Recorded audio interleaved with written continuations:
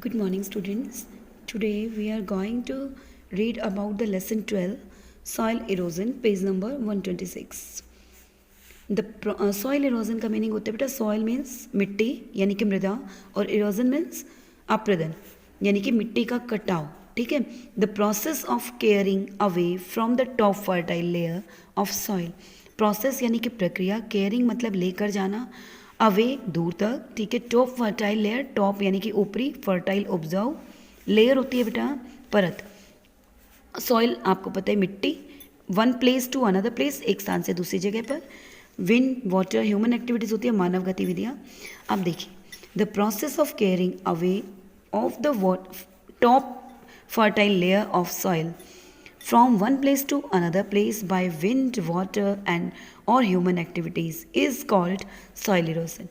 वह प्रक्रिया जिसके द्वारा मिट्टी की ऊपरी उपजाऊ परत को एक स्थान से दूसरे स्थान तक ले जाया जाता है, पानी, हवा, तेज हवा और मनुष्य की गतिविधियों के द्वारा क्या कहलाता है? मृदा अपरदन कहलाता है, यानी कि मिट्टी का कटाव कहलाता है. Agents of soil erosion. अब मृदा अपरदन के क्या क्या घटक होते हैं, क्या क्या कारक होते हैं, उनके बारे में पढ़ेंगे. यानी कि किन किन से होता है, कौन कौन इसमें सहायक होते हैं मृदा अपरदन करने में. अब देखिए बेटा जो हमारे एजेंट्स होते हैं ऑफ सॉइल इरोजन, ये दो प्रकार के होते हैं. First is natural agents and second in human activity based agents. ठीक है. यानी कि प्राकृतिक एजेंट्स और मनुष्य की गतिविधियों पर आधारित कुछ हमारे एजेंट्स होते हैं. फर्स्ट आता है नेचुरल एजेंट्स में वाटर यानी कि पानी. River and rainfall cause air erosion. अब ये कहते हैं कि नदी और पानी, जो वर्षा का पानी होता है उसके कारण भी सॉइल इरोजन होता है. कैसे होता है? When it rains the top soil from the hill washes down to the river and plains. जब हमारी जो बारिश होती है तब जो हमारी पहाड़ियाँ होती हैं छोटी छोटी, उनके ऊपर की जो लेयर टॉप सॉइल होती है वो धुल जाती है और रिवर्स और प्लेन्स एरिया में चली जाती हैं. The running water deposit the minerals rich soil in river bed. अब ये क्या करता है, जो तेज़ ऐसे रनिंग वाटर होता है यानी कि बहने वाला जो पानी होता है, दौड़ने वाला, डिपॉजिट्स, उसके अंदर बहुत सारे डिपॉजिट्स हो जाते हैं मिनरल्स, खनिज, रिच यानी कि बहुत ज़्यादा मात्रा में मिट्टी में. और सॉइल जो होती है वो रिवर में जाके एक बेड की तरह बिछ जाती है. ड्यूरिंग फ्लड्स होती है बेटा हमारी जो बाढ़ आती है वो. फ्लड के दौरान the river get flooded and deposit the soil on another piece of land. अब फ्लड के दौरान क्या होता है कि भाई रिवर्स के अंदर जितनी भी, जब ये बाढ़ रिवर्स तक पहुंचती है तो इसके द्वारा और डिपॉजिट करती है सॉइल को, तो ये एक स्थान से दूसरी लैंड पर भी पहुंच जाता है. अब आते हैं बेटा विंड. इन नेचर, प्रकृति में, strong winds blow the top soil from one place to another. अब ये कहते हैं कि भाई जब तेज़ हवा, बहुत तेज़ हवा चलती है तो हमारी जो टॉप सॉइल होती है वो एक स्थान से दूसरे स्थान पर पहुंच जाती है. दस कॉजिंग सॉइल इरोजन, जिसके कारण हमारा मृदा अपरदन होता है. This happens more often when land is not covered with grass और plants. Erosion by wind is a common phenomenon in dry regions such as deserts. तब क्या होता है कि यह तब घटित होता है जब लैंड जो है वो कवर नहीं होता हमारा, किसके द्वारा? जब हमारी ज़मीन पर ग्रास या प्लांट्स बहुत ज़्यादा मात्रा में नहीं होते हैं तो हमारा सॉइल इरोजन ज़्यादा होता है.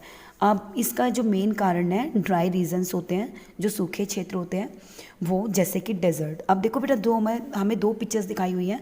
फर्स्ट पिक्चर में देखो विंड के कारण हमारे पेड़ जो है टूट गए हैं और हवा जो है वो अपने साथ काफ़ी मिट्टी को भी बहा ले जाती है. और यहाँ देखिए, अब देखिए इसमें पेड़ कम दिखाई दे रहे हैं, एक ही पेड़ हमें दिखाई दिया, ग्रास भी कम है, लैंड काफ़ी सारा अनकवर्ड है. अब यहाँ पे देखो बेटा दूसरी वाली पिक्चर में हमारी बाढ़ आई हुई है जिसके कारण घर वर काफ़ी डूब गए हैं और पानी जो है वो बह रहा है. और ये देखिए पानी भी ऐसे चलता जा रहा है जिसके कारण मिट्टी एक जगह से दूसरी जगह जाती है. अब आती है बेटा हमारी human activities. First is deforestation यानी कि वनों का कटाव करना, वनों को ज़्यादा मात्रा में काटना. It is the cutting down of trees large numbers. बहुत ज़्यादा बड़ी मात्रा में पेड़ों को काटना जो है इसका एक कारण होता है. Man has cleared large area of forest for his requirement of would. जो व्यक्ति होता है वो अपनी ज़रूरतों को पूरा करने के लिए लकड़ी की फॉरेस्ट को बड़ी मात्रा में काट लेता है.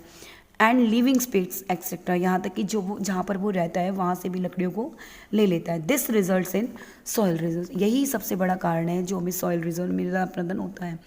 ओवर ग्रेजिंग बाय कैटल्स, जो हमारे पशु होते हैं उनके द्वारा बहुत ज़्यादा मात्रा में ओवर ग्रेजिंग करना। When animals reared by human are left to graze on the same piece of land year after year, यदि जो एनिमल्स होते हैं वो यदि व्यक्ति उसको एक ही जगह पर एक बार, एक साल में एक बार, फिर दूसरे साल भी उसी जगह पर बार बार ऐसे ग्रेज कराता रहता है, द लैंड बिकम बेयर, तो वो जो जगह होती है वो बेयर होती जाती है, खाली होती जाती है, बंजर होती जाती है। This results in soil erosion, जिसके कारण भी हमारी मृदा अपरदन होता है। प्लगिंग, क्योंकि बेटा बार बार एक ही जगह पर ग्रेज करने से उसके जो तत्व होते हैं वो ज़मीन इस लायक नहीं रहती बहुत ज़्यादा कि भाई उसके अंदर हम कोई फसल अच्छे से दोबारा से उगा सकें। प्लगिंग ऑफ हिल साइड्स, अब हिल साइड्स में जाके जो खेती करना होता है, जोतना होता है वो। This loosens the soil and increases soil erosion, ये जो कारण होता है भाई इसके कारण भी हमारा सॉइल इरोजन बढ़ता है। In plain after harvesting the crop, plains area में जब हम फसलों को काट लेते हैं, द सॉइल लाइज बेयर, वहाँ पर खाली हो जाती है, और फॉर सम टाइम, और कुछ समय के लिए, which helps the wind to blow away the soil, और कुछ समय ऐसा आता है, एक समय ऐसा आता है कि भी उस समय जब तेज़ हवा आती है तो हमारी जो मिट्टी होती है वो बह जाती है और एक स्थान से दूसरे स्थान तक पहुँच जाती है। I hope you all are understand your lesson up to here बेटा, थैंक यू।